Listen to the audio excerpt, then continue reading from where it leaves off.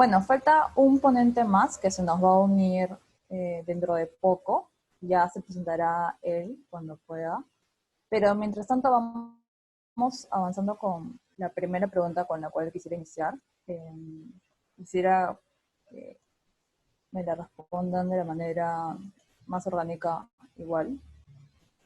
Eh, ¿Desde qué lugares se relacionan sus identidades con sus activismos y feminismos? De acuerdo a sus distintas vivencias y posturas. No sé si alguien quisiera empezar. De repente Belén. Ahorita en futuro. Creí que iba a ser al revés esta vez, pero bueno, no importa. Eh, Puede ser. bueno, bueno, sí, respondiendo a eso, ¿no? O sea, desde qué lugares exactamente, eh, digamos que mis luchas, o estoy dentro del movimiento en el que estoy actualmente, Ujú. tanto el movimiento LGTB y el movimiento afro, es justamente después de que a lo largo de estos casi 5 años que llevo dentro del movimiento, he ido justamente identificando o evidenciando ciertas conductas en otras personas, ciertas conductas violentas en su mayoría, y que me ayudan justamente a tener una visión más clara de qué es lo que está pasando, ¿no? O sea, muchas veces conductas violentas que son normalizadas, que normalizamos a lo largo de nuestras vidas, y pues mientras no tenemos una conciencia tal cual de lo que son estas actitudes de esas personas hacia nosotras, nosotros y nosotres, pues las tomamos como que es lo más normal, como que es natural, y pues muchas veces no hacemos nada, ¿no? Entonces, el estar dentro de un movimiento, primero el movimiento LGTB, me ha ayudado de alguna manera a darme cierta voz o participar de ciertos espacios para poder justamente informarme y saber exactamente qué es lo que está pasando, ¿no? O sea, si sufro algún tipo de violencia, cómo puedo actuar o cómo identificar una conducta violenta. Lo mismo con el movimiento afro. O sea, en qué momento de pronto la conducta de una persona para conmigo es racista. O sea, hasta qué punto puede ser algo, para ellos puede ser gracioso, pero que en el fondo puede tener una carga racista. Entonces, es justamente conforme he ido involucrándome, he ido conociendo a algunas personas dentro de diferentes movimientos, igual el movimiento feminista, que he ido pues tomando ciertas posturas y evidenciando, ¿no? O sea, esto es lo que está pasando, entonces puedo aportar de tal o cual manera, ya sea estando en una marcha o acompañando a alguien o a alguna agrupación, que muchas veces de pronto no puede ser la agrupación con la cual yo trabaje necesariamente, pero sí acompañar otros procesos, ¿no? Entonces, básicamente va por ese lado, ¿no? O sea, identificando ciertos problemas y buscando una solución en colectiva, ¿no? Está hablando. Botón. Arturo y Luz, no sé si quisieran como seguir con la discusión. Igual les puedo repetir la pregunta. ¿Desde qué lugares se relacionan sus identidades con sus activismos y o feminismos? Ujú.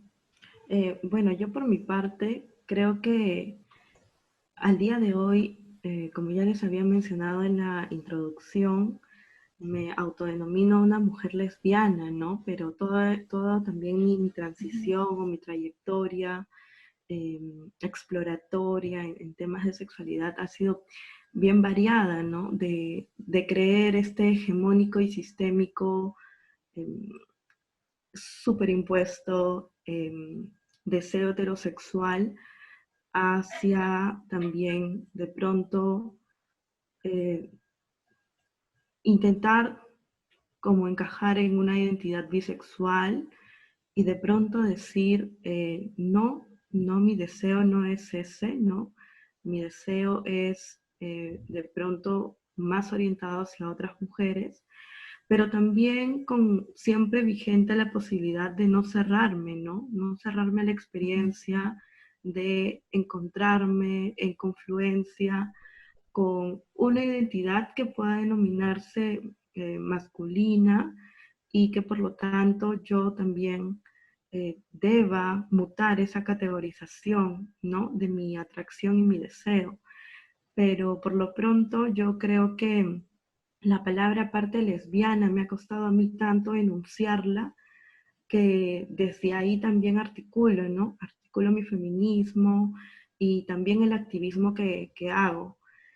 Otra palabra que me ha costado mucho asimilar es la de gorda, ¿no? Porque si bien eh, he construido mi cuerpo de alguna manera como no hegemónicamente lo que alguien denominaría una cuerpa obesa y excesiva, eh, sí considero que la subjetividad que se me ha impuesto a lo largo de mi vida desde mi infancia ha sido un sentir gordo, ¿no? Un sentirme siempre invalidada desde el cuerpo, discapacitada y patologizada.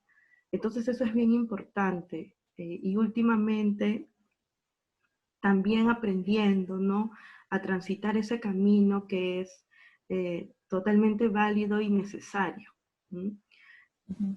Bueno, y básicamente eso, ir entrecruzando esas dos palabras, esos dos conceptos, esas dos categorías con el pertenecer a un espacio académico, ¿no? Ya sea como docente o ya sea como estudiante de una maestría. No tanto. Gracias.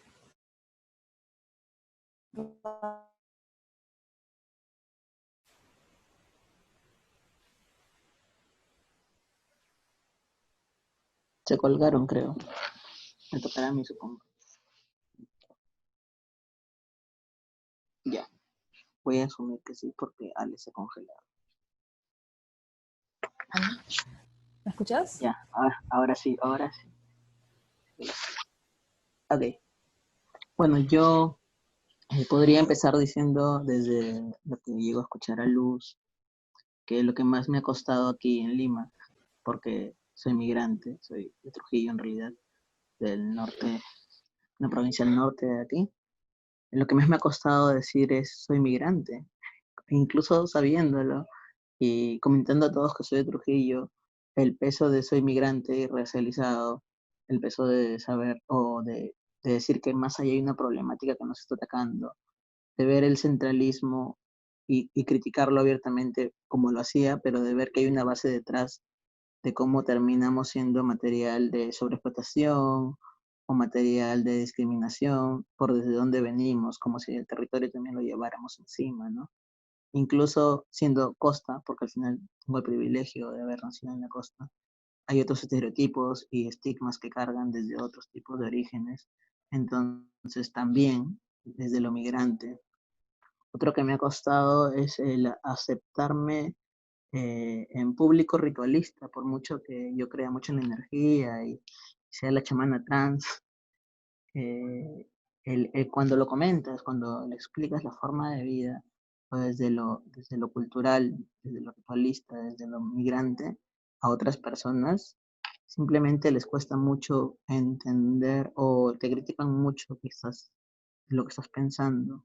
Desde ahí yo me he acercado, desde esas vivencias, desde mi identidad cultural, me he acercado mucho al feminismo comunitario. Creo que desde el feminismo comunitario hay una respuesta inmediata y fuerte, así como también en la anarquía. Entiendo que para mí el romperlo todo que se tenga que romper, romper todo lo que se tenga que romper, va, y luego construir, pero no construir desde esa mirada, sino construir desde lo comunitario. Creo mucho en este feminismo, creo mucho también en esta movida desde la lucha colectiva más allá de mi agenda trans, más allá de que sea una persona no binaria y que el tema del estereotipo o los prejuicios que se suman por ser una persona trans masculina y no binaria existan sobre mí y sobre mis expresiones de género, siento que mi urgencia particular es trabajar en colectividad, es generar espacios que se empiecen a ver desde ahí, que se empiecen a ver desde una mirada fuera de la individualidad, fuera del centralismo, sino que entendamos que cuando empezamos a mirar hacia el otro lado, a colectivizar en aprendizaje, recursos y todo lo que se pueda, incluso espacios de vivienda, se puede lograr mucho más, ¿no? Nada de eso. Y me ha servido mucho cuando vine a Lima y me choqué con compañeras en las militancias y en la calle, peleando con los carros para meter en plantones. Así que desde ahí es como eso.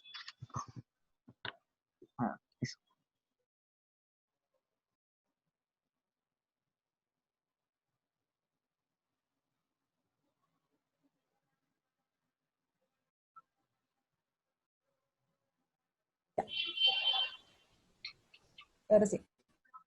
Nos ha venido Orlando, que es el último ponente, que de hecho le falta presentarse. ¿Puedes presentar a Orlando, por favor? Buenas noches con todas, con todes, con todos. En primer lugar, disculparme por la demora.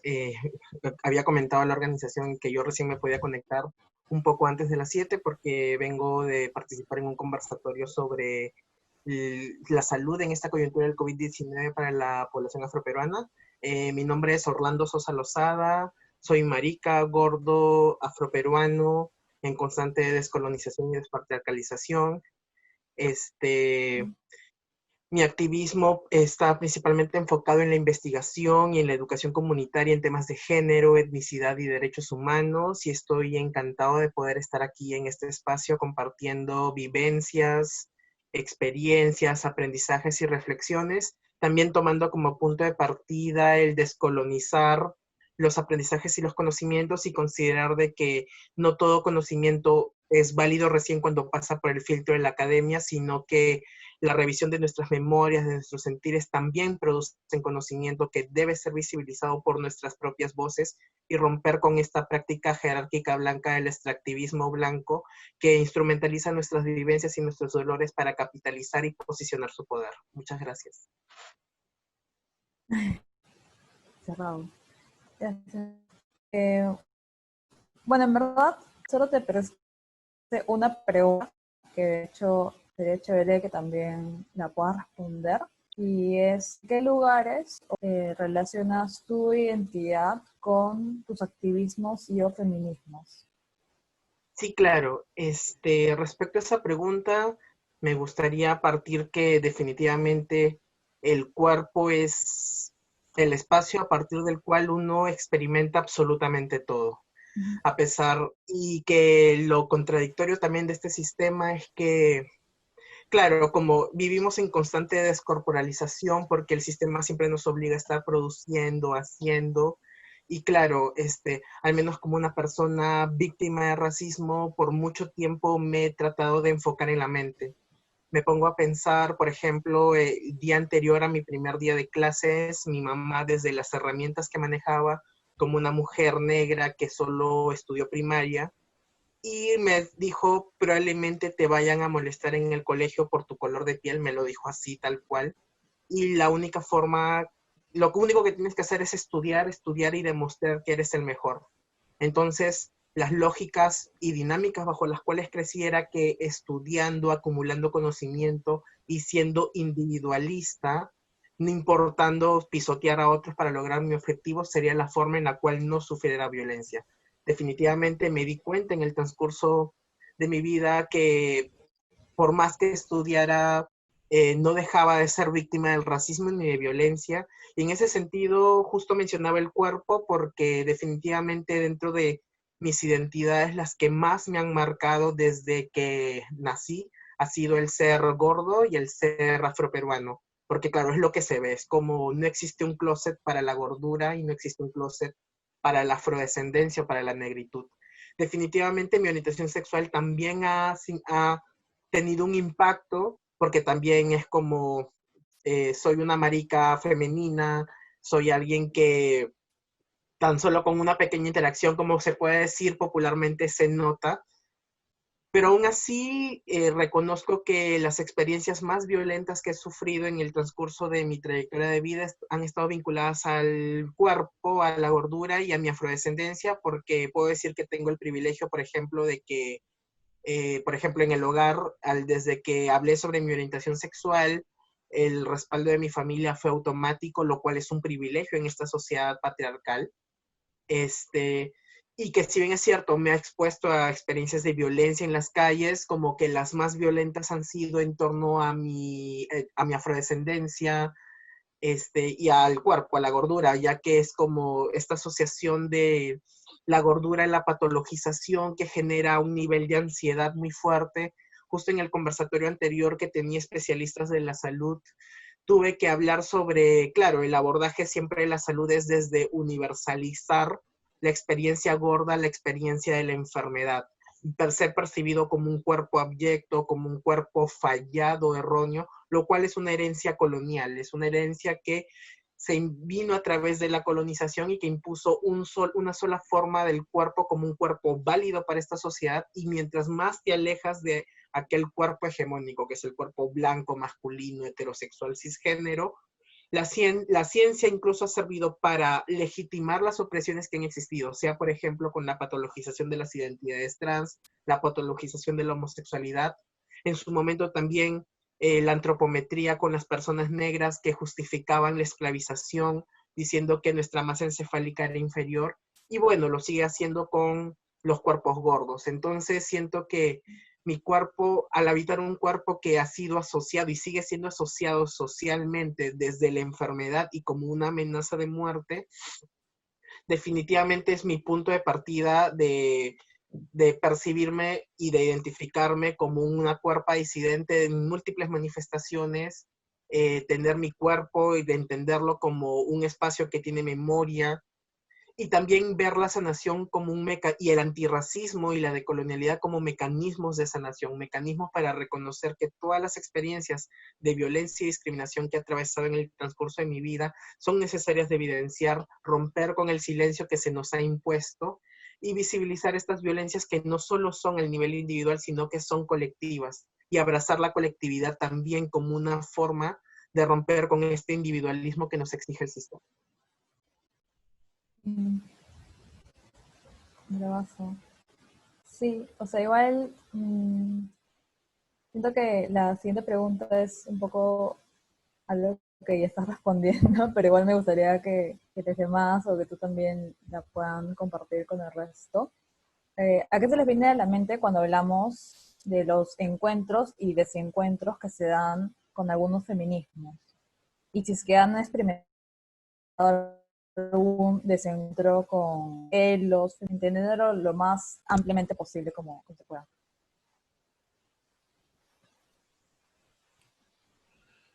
Voluntario. ¿Cualquiera? Sí, sí, cualquiera. Ya, A ver, la profa. yo estaba pensando mucho en el título también, en el desencuentros, ¿no? En el feminismo, cuando usualmente una persona cree que el feminismo o los feminismos, ¿no? El movimiento feminista en general, articulado desde sus diferentes vertientes, es uniforme, ¿no? Consolidado, armónico, ¿no? Yo lo que quiero ver estos encuentros y desencuentros como el movimiento corporal, ¿no? Tan natural en nuestro cuerpo como es el respirar, ¿no? Ese movimiento de inhalar y exhalar, ¿no? De entrar y de salir, ese constante movimiento corporal que también se evoca en el cuerpo colectivo, ¿no? Y cómo el feminismo, los feminismos, de alguna manera también, al ser un cuerpo colectivo, es un cuerpo que se mueve, ¿no? Y que por lo tanto reclama transformación y que reclama un volver sobre las bases, volver sobre esos cimientos y revolverlos, ¿no? Hacer como este movimiento de reacomodarse constantemente. Hay una cosa bien bonita en el movimiento que es, a veces vamos a parar para descansar, ¿no? Para meditar, reflexionar, pero no podemos parar nunca. ¿no? O sea, porque si paramos por siempre, morimos, ¿no? Como nuestro cuerpo. O sea, si nosotros dejamos de respirar, morimos, ¿no? Pero sí podemos contener brevemente la respiración de pronto para de alguna manera fortalecer nuestros pulmones, etcétera, ¿no? O para hacer algún tipo de ejercicio. Eh, Creo que yo particularmente en el feminismo he experimentado, o al menos desde que me autodenomino feminista y participo dentro de colectividades que también se denominan feministas, he experimentado estos desencuentros desde estándares sistémicos, ¿no? Patriarcales, neoliberales, capitalistas, como son la competencia, como son la medición, la comparación, el castigo, el destierro, ¿no?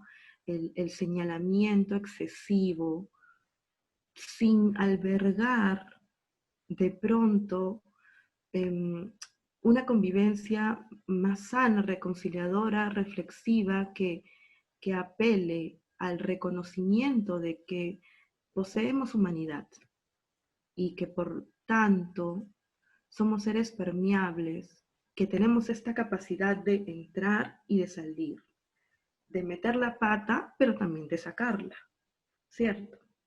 Bueno, ahí me quedo. Me gusta mucho lo Ahora, que dices, porque hablando de movimientos, hablas de algo que está vivo y que se mueve. Dale, Belén. listo. Bueno, con el tema de encuentros y desencuentros dentro del movimiento feminista, creo que si bien es cierto, el feminismo enseña eh, un feminismo y hablo de feminismo cuando lo menciono, dentro de toda esta variedad que he ido conociendo a lo largo de todo este tiempo, he ido evidenciando de que así como hay un feminismo entre los tantos, que busca justamente ese trabajo en colectivo, que busca siempre tener a más personas, a más gente que pueda aportar y acompañar ciertos procesos. Hay otras que de pronto pueden enunciarse diciendo, ¿no? O sea, esta etiqueta, ¿no? O sea, soy feminista. Y decir, pero tú no puedes entrar a este espacio, tú sí puedes, o tú sí puedes acompañar este proceso y tú no puedes hacerlo. O sea, así como han habido muchas cosas buenas que me ha enseñado, como el tema de, pues, vivir en cierta libertad, el permitirme de pronto saber en qué momento y dónde puedo levantar mi voz y hacer sentir lo que siento, lo que sienten las personas de mi entorno y que se ven afectadas por ciertas conductas violentas y machistas sobre todo. He notado mucho el tema de esta pugna por saber o por querer siempre ser quien está por encima de todas, ¿no? O sea, mi agrupación o nosotras somos quienes estamos siempre al frente, la búsqueda de un protagonismo que para mí de pronto no tiene sentido, porque considero de que, al igual como lo comentó hace un momento la compañera, el tema es que todos podamos aportar, que cada uno, cada una, desde las diferentes plataformas que pueda tener, que pueda conocer y manejar, pueda aportar al feminismo. Desde la academia, desde la lucha de a pie, desde participar en una marcha o de cualquier tipo de aporte que puedas brindar al movimiento. O sea, todo cuenta. O sea, no hay una sola manera de aportar a la lucha feminista. Y sí, o sea, lo único que sí me ha incomodado han sido entre estas, o sea, las únicas dos cosas es una, esta pugna por buscar un protagonismo, ¿no? Saber, mira, si algo bueno salió, mira, fui yo, o fuimos nosotras dos, mi amiga, mi amigo, y nosotros hicimos toda la chamba y bacán, ¿no? Hicimos todo por ustedes. Entonces, no, cuando debería hablarse de un trabajo en equipo y colectivo sobre todo, pero también está esa otra cara que de pronto te dice, tú no puedes acompañar ciertos procesos, tomando como ejemplo, por ejemplo, el tema de apoyar, por ejemplo, el aborto o la despenalización del aborto, ¿no? Como decir, tú no puedes estar en este espacio o de pronto no podrías decir nada porque tú no vas a experimentar eso.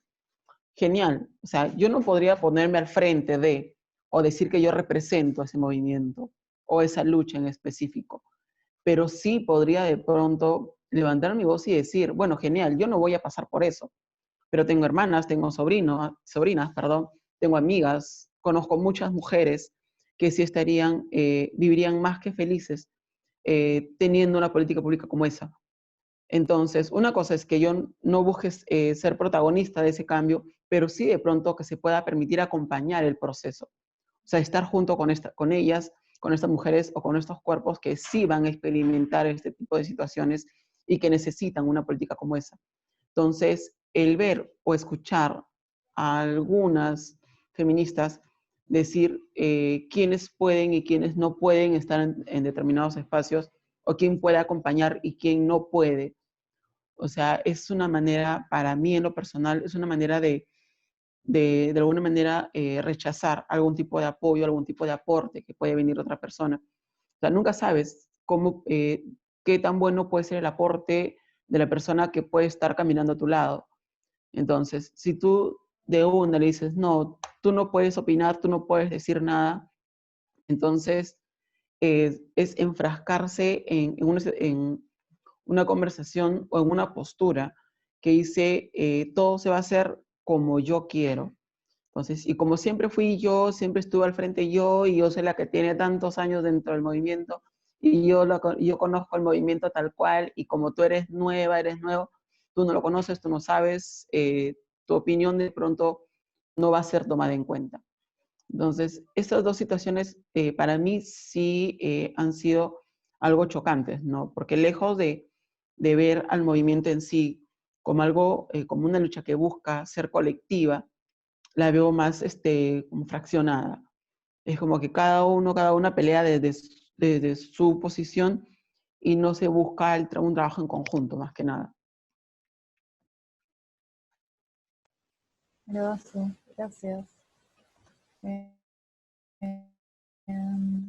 Sí, o sea, con lo que comentabas, algo que me había hecho acordar eso es que, por ejemplo, en el caso de Argentina, cuando se empezó a hablar sobre la lucha por el aborto legal, algunas agrupaciones de mujeres trans y travestis se organizaron para ponerse a favor, para pronunciarse a favor del aborto legal, porque además comprendían que el problema de fondo era principalmente la lucha por la soberanía de los cuerpos, que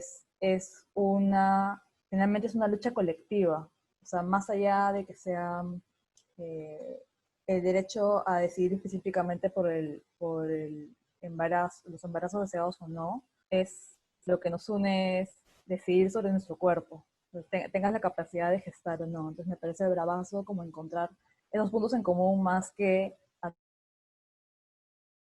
No sé si alguna más quisiera aportar, responder a la pregunta sobre los encuentros y desencuentros en el feminismo.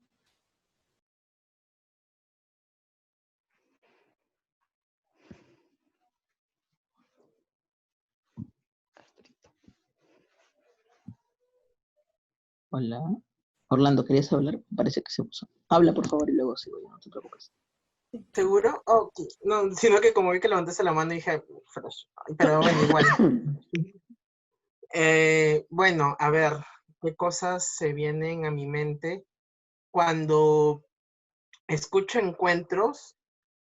Se me viene mucho un discurso con el cual me identificaba por mucho tiempo, pero que también luego me empezó a hacer ruido, que es como esto de construir desde el amor. Y es como, bien ahí, siento que igual el amor es un motor revolucionario, algo que nos encuentra, nos motiva a construir colectivamente, pero siento también que muchas veces el amor, y sobre todo este amor percibido desde una perspectiva blanca y colonial, también ha servido como un discurso para silenciar las voces de aquellas cuerpos que han sido históricamente discriminadas y violentadas, como una forma de decir, o que de no romper con este encuentro, que no se generen estos desencuentros. Siento que definitivamente no hay posibilidad de que exista un encuentro real entre personas sin reconocer cuál es el lugar que habitamos en este mundo. Y definitivamente todos habitamos lugares completamente distintos y considerando de que dentro de cada opresión, al ser una cuestión estructural, hay personas que se benefician de estos sistemas de opresión a costa de personas que se ven perjudicadas o oprimidas. Entonces, para fomentar un encuentro que sea horizontal, es partiendo de reconocer esas diferencias, que no solo son individuales, sino son estructurales e históricas. Y obviamente, dentro de esa perspectiva, muchas veces, para no romper este encuentro, siempre se utiliza este discurso del amor o este discurso de la espiritualidad blanca, de la integración, como para silenciar aquellas voces que siempre han sido silenciadas.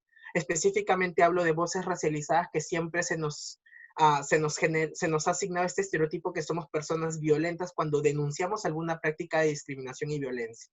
Es como, porque sobre todo es como, si hablamos bajo no nos escuchan, si hablamos a un ritmo promedio nos ignoran y cuando hablamos altos pasamos a ser violentos. Entonces es como, siento que no hay forma de que exista un encuentro sin reconocer los lugares desde los que nos enunciamos y sobre todo si es que no existen prácticas de reparación. Para mí, en ese sentido, es importante entender la reparación como un mecanismo para resarcir estas desigualdades estructurales que venimos arrastrando de siglos de opresión a partir de la colonización. Entonces, por ejemplo, me pongo a pensar en compañeras afrodescendientes denunciando prácticas de racismo dentro del feminismo y a feministas permaneciendo indiferentes y en silencio. Entonces, es cómo puedo construir colectivamente si mi voz no es escuchada cuando denuncia algo. Entonces, es como, siento que no hay posibilidad de poder construir si es que se sigue invisibilizando estas denuncias, estas voces, con el fin de no romper con este encuentro. Es importante señalar estas diferencias, es importante también asumir qué rol tenemos en cada opresión, si estamos como la parte del oprimido o como la parte que ejerce la opresión. Y no solo basta con decir, uy, lo siento o me disculpo, sino qué estoy haciendo concretamente por estos beneficios que me otorga este sistema de opresión y que me los otorgue injustamente o sin ningún mérito alguno. Entonces, para mí es eso. Por eso que también cada vez creo más en una apuesta más, o sea, si bien creo que el feminismo me ha otorgado herramientas muy potentes para incluso mi vida cotidiana, creo que antes de todo eso, para mí es más importante la descolonización y el antirracismo como políticas, porque también es como, siento que, por ejemplo, feminismo que no es, no basta con decir que no solo no eres racista, sino ser antirracista, porque el antirracismo implica una acción específica. Y muchos feminismos permanecen indiferentes con el racismo y por lo tanto terminan siendo racistas, sea por acción o por omisión. Me pongo a pensar también en que muchas veces nuestros cuerpos son instrumentalizados también y solo terminan importando en el mes de junio, que justo es el mes de la cultura afroperuana y el mes del orgullo LGBTQ. Y es como, ¿acaso la vida de las personas negras afroperuanas o la vida de las personas LGBTQ importa en el mes de junio? Solo y desde este incluso enfoque bastante tutelar, como te voy a dar visibilidad, te voy a dar un espacio, las prácticas del extractivismo, de nuestras memorias, de nuestros sentires, que la academia por mucho tiempo ha legitimado para posicionar su poder y siempre es como otras personas hablando sobre nosotros y el feminismo no ha sido esquivo a eso. Entonces siento de que hay que hacer una revisión profunda de qué tanto el feminismo ha cumplido ha sido funcional para perpetuar este sistema de opresión y qué está haciendo para reparar al respecto, porque si es que no repara, siento que no hay ninguna posibilidad de poder entablar un diálogo, una integración real. Y creo que también eso tiene como punto de partida preguntarnos cuántas personas negras, cuántas personas racializadas desde la subalternidad están presentes en nuestros espacios. Y si no están presentes, ¿por qué no están presentes? ¿Cuáles son las barreras que estoy colocando para que no estén presentes? ¿Cuáles son las prácticas individuales y colectivas que genero que impulsan este agotamiento del que las personas negras, afrodescendientes o racializadas desistan de ese lugar? Y también dejar de hablar de la opresión solo desde el lado del oprimido, sino también del lado del opresor. En ese sentido pongo acaso como para reflexionar cuáles son los valores de la blanquitud que estamos replicando en nuestro día a día. Gracias. Arturo, dale.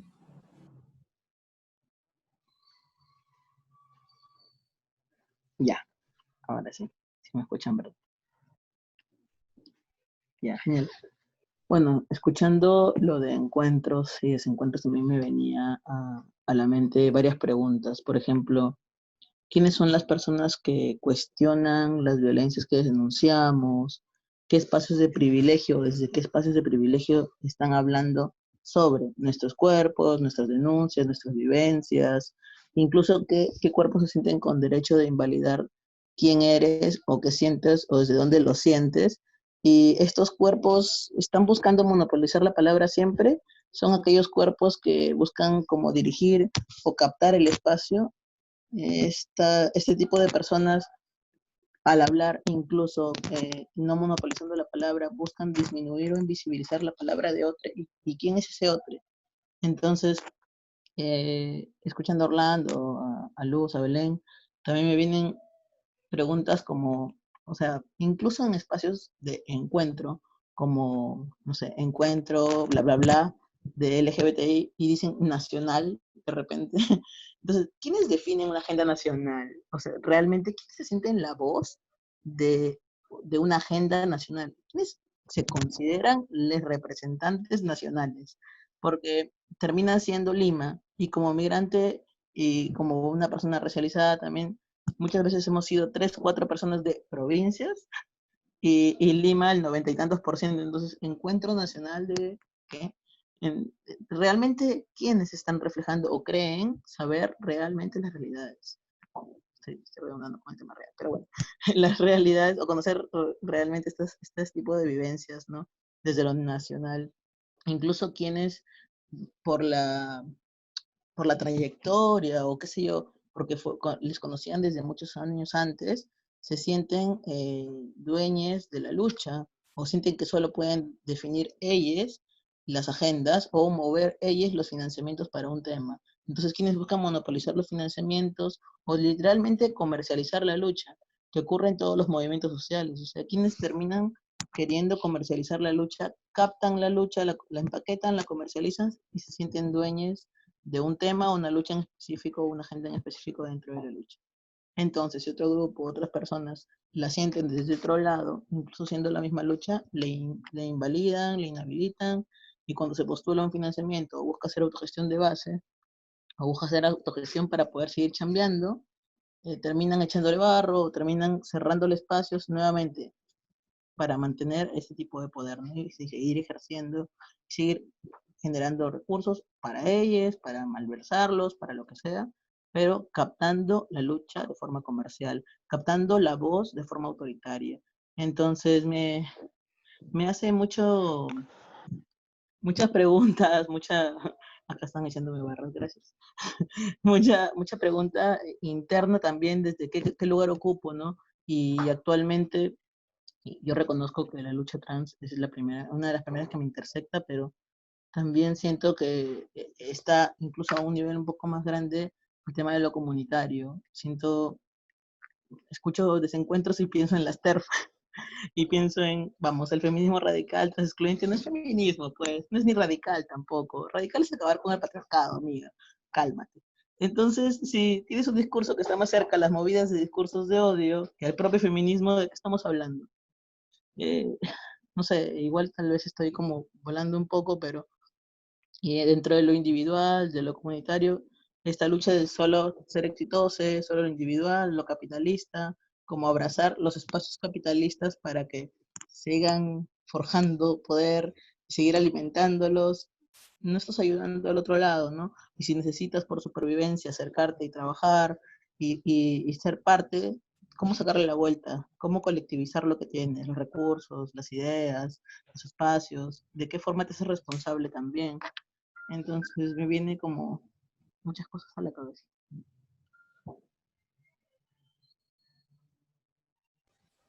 Gracias, Belén. Última preguntita de este primer bloque, en el cual estamos un poco hablando de los encuentros y desencuentros. Y ¿de qué manera cultivan y nutren sus activismos ¿Y qué espacios consideran valiosos para sus luchas y sus resistencias? Nuevamente, quien quiera responder primero, hace la capita. O Arturo, que se acerca en primera plana. Como gustes, con sentimientos. Yo me Ya, dale. dejo.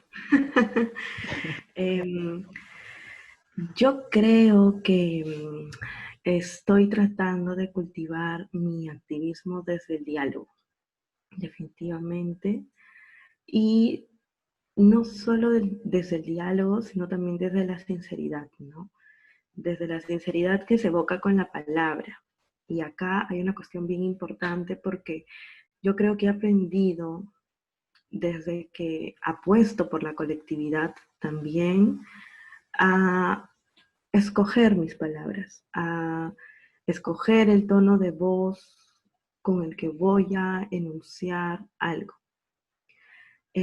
Muchas veces nuestros sentires, al venir desde experiencias de violencia, pueden sonar feos, ¿no? Duros, difíciles, catastróficos, pero creo y apuesto mucho por este poder seleccionar, ¿no? Y de alguna manera moldear un poco el discurso, jugar con el discurso, ¿no? Con aquello que queremos decir y por qué aquello que queremos decir, que puede ser difícil de asimilar, no tiene por qué causar daño, ¿no? O sea, ese diálogo no tiene por qué ser tóxico, no tiene por qué ser nocivo, ¿no? Se entiende que a veces lo haya, ¿no? Que hayamos en algún momento intercambiado con otra compañera feminista y haya habido cierto daño, ¿no? Entonces ese diálogo no haya sido de alguna manera nutritivo, en armonía, de alguna manera, pero entender, creo también, ¿no? Que viene desde la humanidad misma de una, de une. Yo entre los espacios que considero valiosos, porque también ahí me encuentro de alguna manera resistiendo y luchando, es desde el trabajo que realizo como docente. Creo que también hago el mismo ejercicio con mis estudiantes y todo lo aprendido en el feminismo lo he traído, lo he llevado un poco a la academia, ¿no? Para tratar de, desde mi pequeño espacio, muy, muy pequeñito, muy periférico, ¿no? Insignificante incluso, tratar de hacer algo significativo por algún grupo de personas, ¿no? Y creo que también entre esos espacios están las cuerpas colectivas de mis compas, ¿no? De mis ancas, de la vinculación con mi compañera, que también de alguna manera se permite posibilidad y despliegue y diálogo, desde ser transparentes que ustedes también de alguna manera siempre me brindan un espacio para intercambiar, desde la maestría, ¿no? Y desde las personas que ahí también se van vinculando, ¿no? De alguna manera en el sentir conmigo. Y es muy bonito darse cuenta cuánta posibilidad puede haber en, en esa semilla que una cultiva desde el feminismo y cómo de pronto va creciendo un hermoso árbol, ¿no? Frondoso, que necesita definitivamente ser cuidado, ¿no? Y ser abrazado también.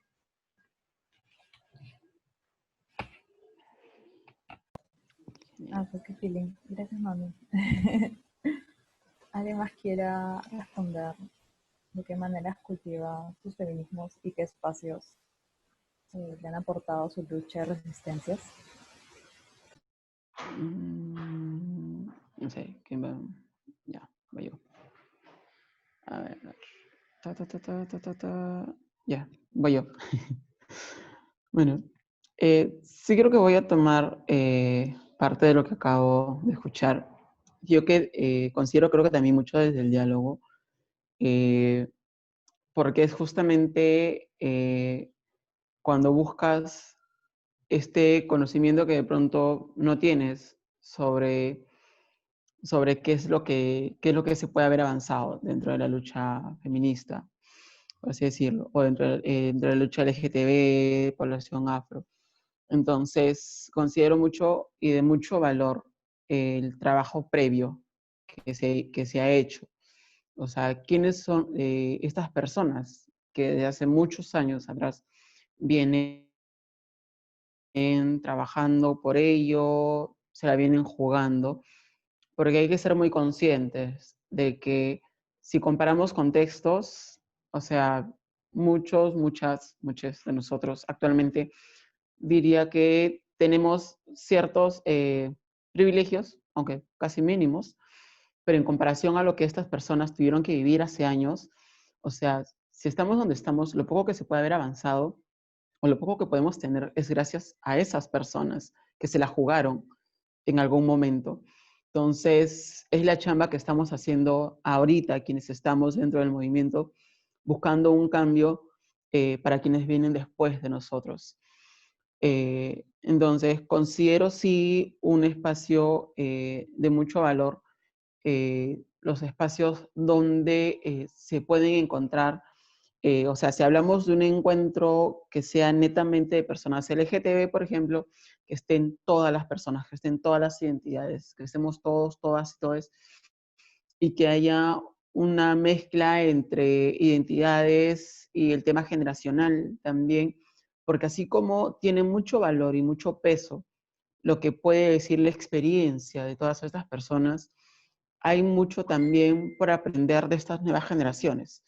Entonces, estos espacios donde hay este intercambio generacional y donde jóvenes pueden darse el trabajo de escuchar a una persona adulta sin decir, no, o sea, tus ideas ya son cosa del pasado, ahora estamos en otra, o de una persona adulta decirle a alguien más joven, tu opinión no puede contar porque no tiene la experiencia o la trayectoria que yo tengo.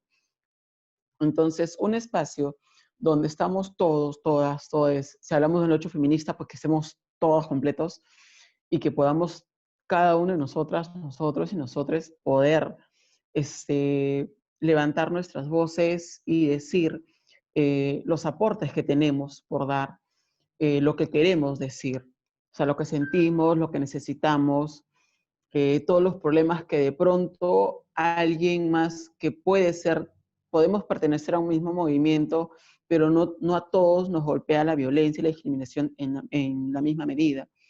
Entonces, ¿por qué no comentarle a mi compañera, bueno, tú eres una mujer blanca y soy negra, pero mira, pero ambas somos feministas, ¿no? O sea, hay ciertas violencias que tú vives y otras que yo. Entonces, veamos la manera de trabajar juntas y ver dónde podemos unirnos y dónde podemos juntarnos y poder trabajar y buscar un cambio para ambas.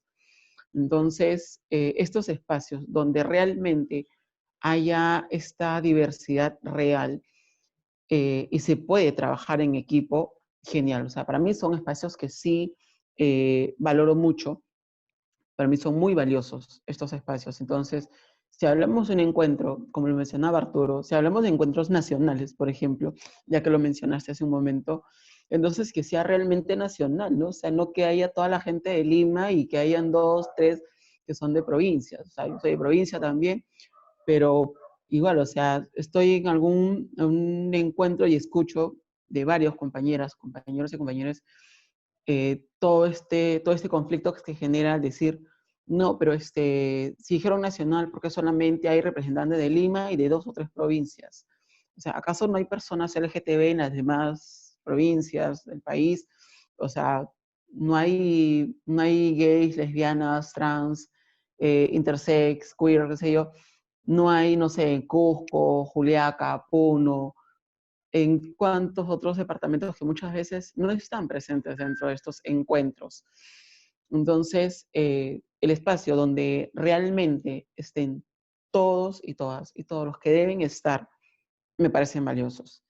Pero si ya le restringes el ingreso o el acceso a uno solo de ellos, entonces ya no podemos decir que es realmente un encuentro de todas las identidades, ¿no?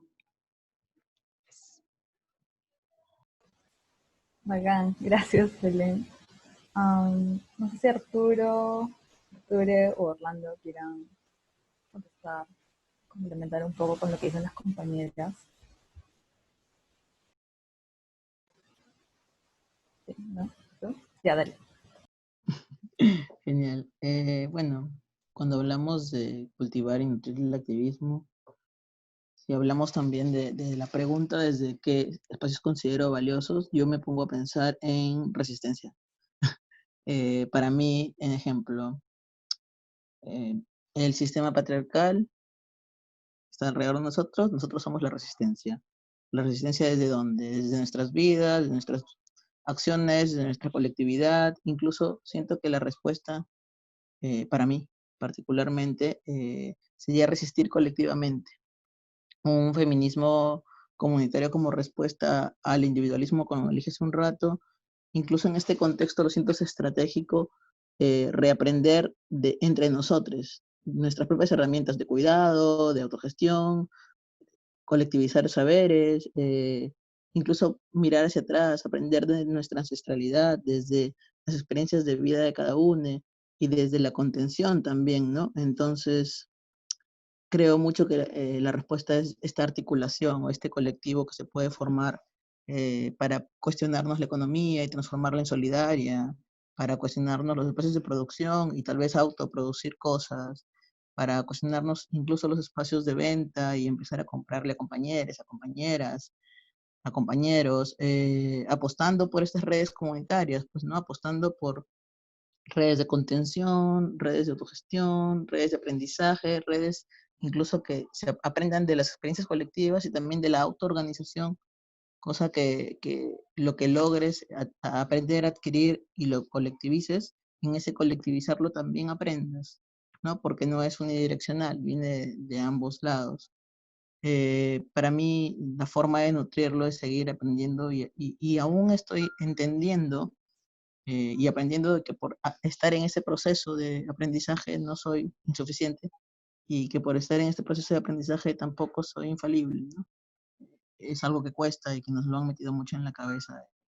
Tenemos que saberlo todo o que tenemos que sentirnos suficientes 24/7 y creo que parte de los activismos o de las vivencias que estoy entendiendo ahora es esto.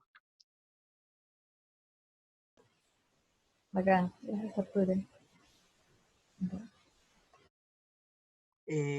Continuando con mi entendimiento respecto a de qué manera cultivo y nutro mi activismo, las primeras ideas que se vienen a mi mente están en conversar, dialogar, pero como con énfasis primero en personas que habitan experiencias o cuerpos similares al mío.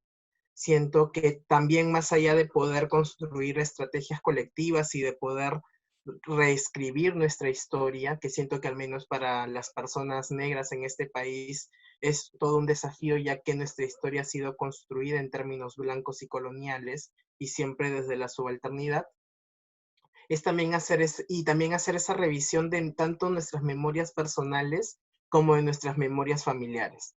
Creo que, por ejemplo, algo que a mí y que ha sido tremendo desafío dentro de mis activismos es poder hablar de estos temas con mi familia, poder desmantelar todos estos prejuicios, estereotipos raciales, gordofóbicos, homo lesbobitransfóbicos en la familia, que es como el primer espacio de desenvolvimiento. También rompiendo con este paradigma que asocia todas las opresiones como si fuera necesariamente el odio, la maldad intencional, cuando en realidad todas las opresiones están basadas en el no reconocimiento de los privilegios y por lo tanto gran parte se opera de forma inconsciente. Siento que a mí me ha ayudado mucho en lo personal hacer ese trabajo de desmantelar y de romper con la naturalización que se dan sobre ciertas opresiones. Por ejemplo, hablar con mi madre, voy a hablar desde mi experiencia como persona afroperuana.